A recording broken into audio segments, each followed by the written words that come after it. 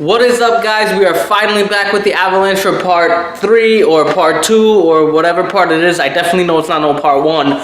But anyway, we're back with the avalanche. We're gonna make this look stealth. You remember the wire that I was talking about? Well, we're gonna hide it. So I had Peter come down here today. He actually talked to me and told me what to do. He didn't really want to be featured in the video because he was kind of busy. But he'll be featured in another video that's coming up soon. So we'll get to that later. Anyway, he let me borrow one of his Dremels.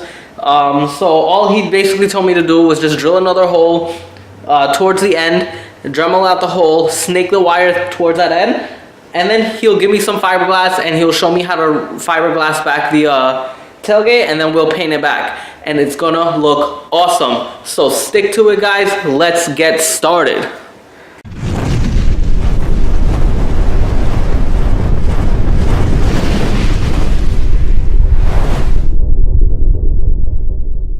We disconnect and remove the tailgate. Then, we place it to the floor. I remove the driver's side tailgate latch, and we use a small drill bit to pierce a hole at the edge.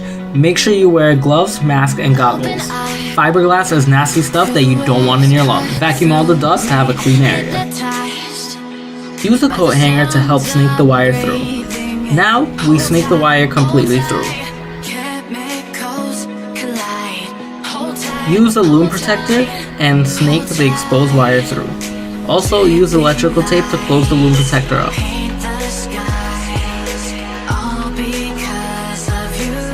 We reinstall the latch and tighten it up with a 13mm socket.